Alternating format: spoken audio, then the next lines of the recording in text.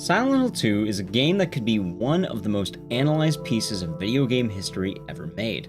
Whether it's examining the cruelty of end-of-life care, or angels of death or abuse, suffering is a primary element that affects several characters in the story. This video will not be diving into those topics, but instead we'll be focusing on something much, much dumber. Ever since I first played this game, I was always enchanted by Maria's jail cell scene. Her enticing James and the player with both confusion and seduction. In the end, she leaves us with this offer of, "Don't you want to touch me? I don't know. Come and get me. I can't do anything through these bars." Except, when you examine the jail cell, it can be clearly shown, wait, those bars have massive gaps. We can totally make something work. Originally the thoughts of a professional horror dumbass, it was a joke my Coomer brain kept repeating as I would hit this part on subsequent playthroughs. That is, until I thought more about it.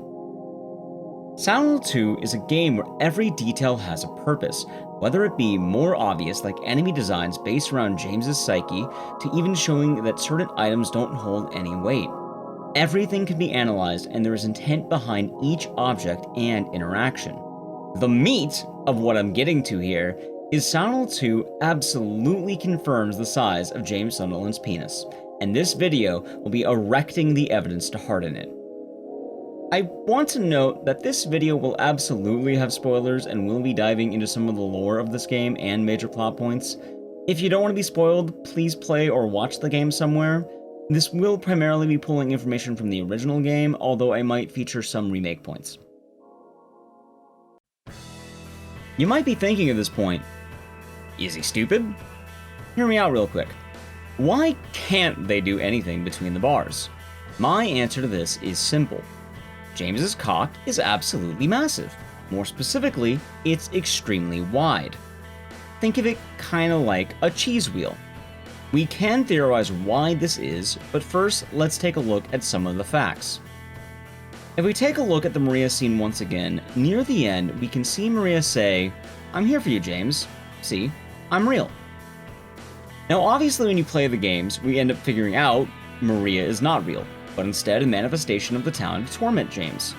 However, we can identify something important here. First off, Maria is meant to be a representation of James's late wife, Mary. She was indeed a real person who James was married to prior to the events of the game. We can assume that Maria is built exactly the same as Mary, which brings us to the point that Maria is able to fit her whole arm through a pair of bars in order to touch James. Taking a look as well, it's likely James could even fit his whole arm in there, considering he attempts to do so on smaller bars in the apartments. Now we know both parties can physically reach through these bars with their regular appendages. One would reasonably assume James can just pop his pipe through the bars, and Maria can go to town with whatever she had in mind, and we wouldn't need to travel to the other side. In the game, however, James declines this, and instead has to make his way over to Maria's side. Note, he is still trying to score, he just agrees with Maria here. Considering how invasive Maria's been on James's sanity and knowledge, it's likely she also knows about James's mighty girth, and knows there is no rational way to please him with the bars between. With our theory here, this scene begins to make a lot more sense. James can't put his wooden board through because it's too thick to fit through the bars, meaning they can't do the normal deed. Maria couldn't fit her mouth around his great knife, even if she tried. She can't stroke him through the bars because with his size, there's no way to accurately get a grip around him. Operating on this idea, it becomes much more clear why James simply cannot do anything with Maria due to the bars between them. Now, reasonably, having this theory hang, or should I say, hung, on this one interaction would seem rather baseless. Luckily for us, Silent Hill 2 is a game with boundless depth for us to reach into. Speaking of reaching into depths, let us now talk about what a disgusting animal James is. Throughout the journey, James reaches into a dirty toilet, reaches and dives into several holes, is constantly investigating the rotting town, is drinking random medicine and jamming used needles into himself. All this is to say that James is not above putting himself between a couple of bars to score when he's done much worse. A question that probably should have been asked earlier is, how would he do it anyway? This is a great question. After all, Maria isn't a real person.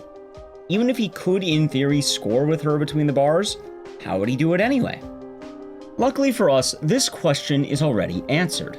Despite Maria not being a real entity, the game still operates and allows James to make progress alongside her. Through the game, James requires Maria's assistance at two distinct points to progress. For our first, in order to enter Heaven's Night, Maria uses a special key she has in order to unlock the door for us. Now, obviously this key is meaningless, since Maria isn't exactly able to interact with tangible objects. However, in our interaction with her, James is able to open this door that was previously locked. Logically, James most likely just broke it down, or found a key, but in his mind, he would be unable to do this without Maria's assistance. Our second is in the hospital.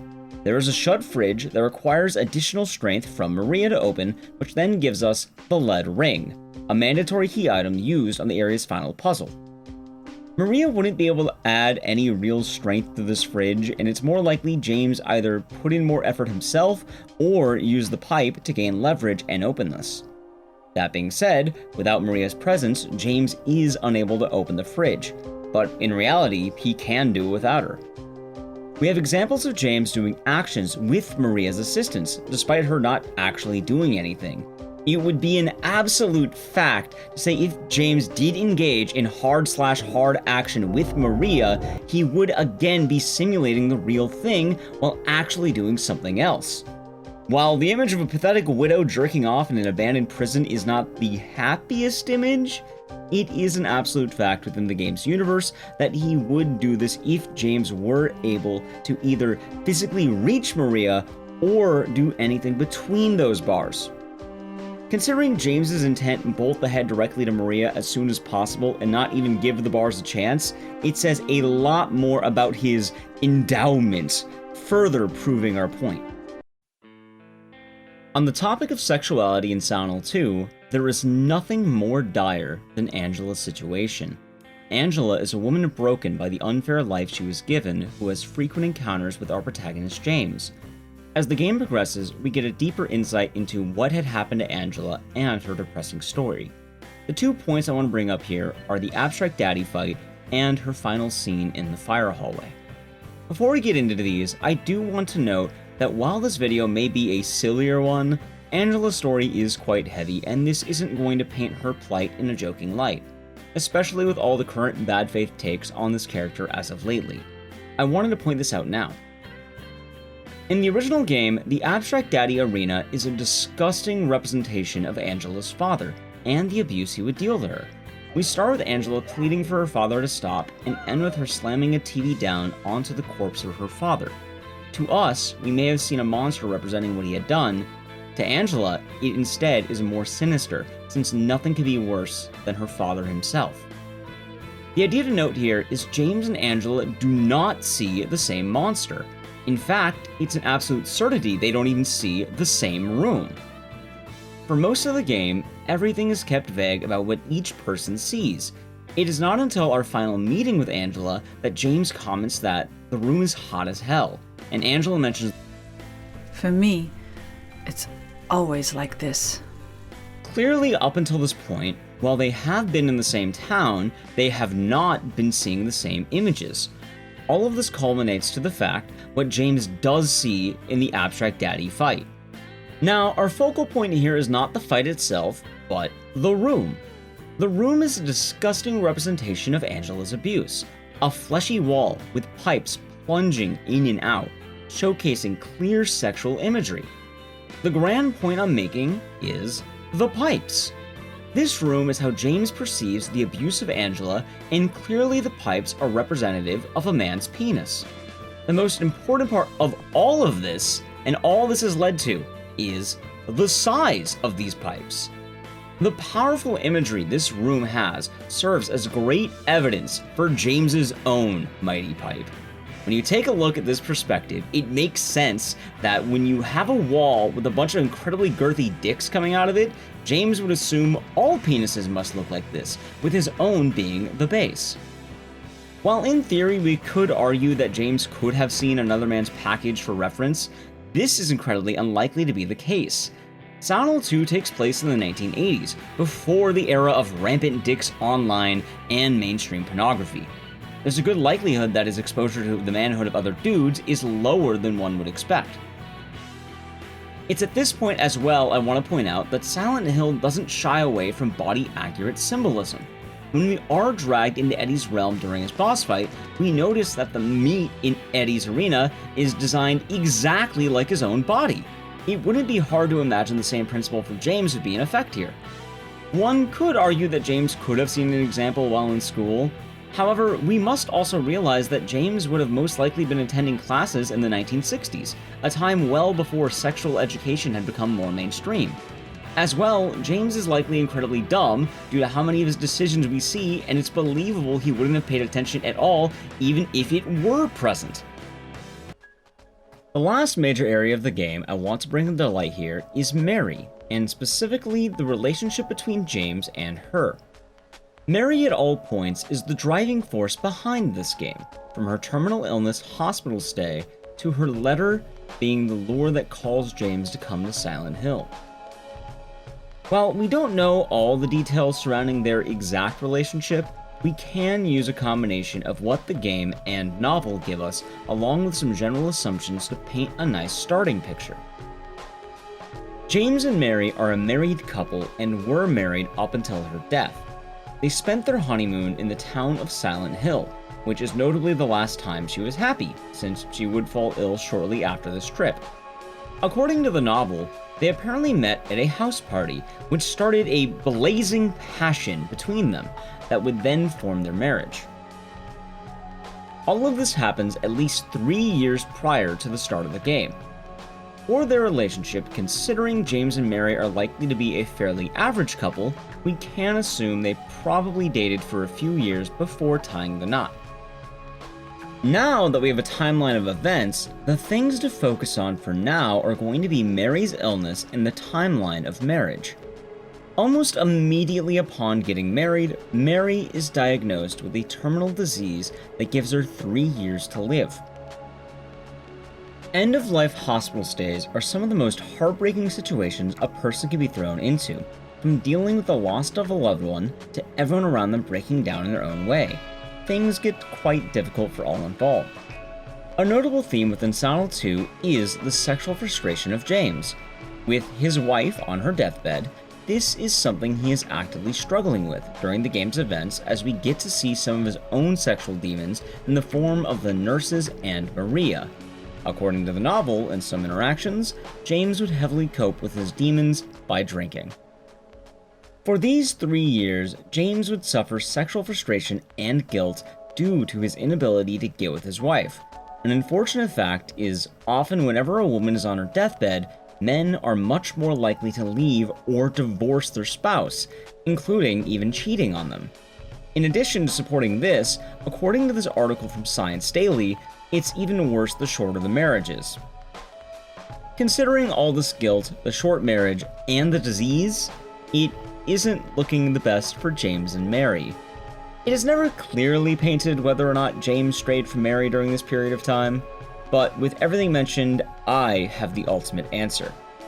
Now, it's no secret James is a horny dude. His enemies are sexual beyond belief and are likely inspired by him checking out the nurses that would attend to Mary and other women in general. Despite James longing to alleviate his sexual desires, I argue he never cheated on Mary. Now, James isn't a saint in the slightest, and this answer isn't going to paint him in a good light. From what we do know specifically, he would check out other women, and ultimately he ended up heavily drinking to cope with things. I frankly don't believe James is a man to beat the odds.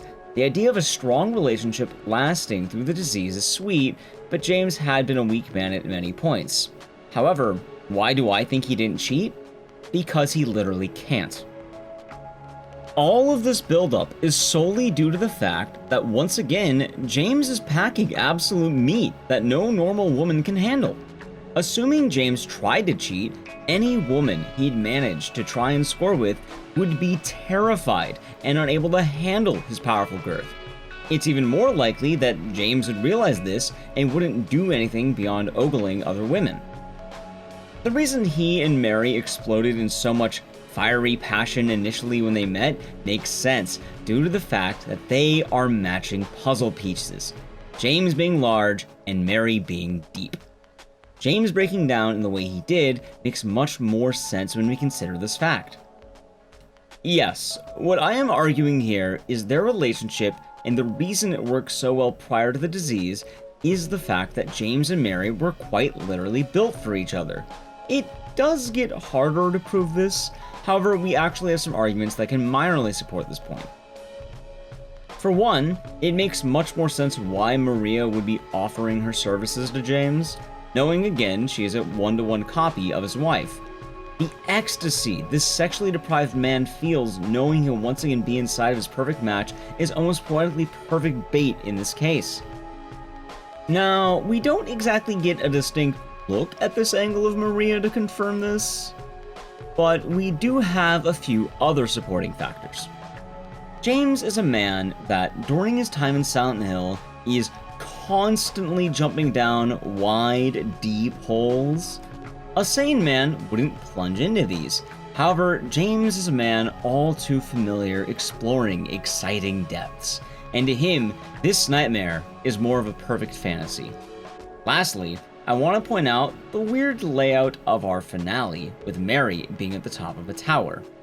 In a way, if we treat this kinda like a human body, the entry point starts with incredibly wide and deep hallway at the bottom that James must plunge through for the last time to conquer his demons. Silent Hill 2 is a game rife with symbolism, and this video has brought to light some hard facts I think fans have been needing to hear. James not only carries a heavy guilt, but a heavier package. While we may never truly know, I believe my arguments in this video are more than enough to let this series stand erect. I know Silent Hill 2 is a game that has been talked about to death, but as someone who's played way too much of it, I just had to unleash this load of information to you. I hope you enjoyed the video. I hope to upload more analysis videos like this for a variety of horror IPs. Remember to like, comment, subscribe, and thank you for watching.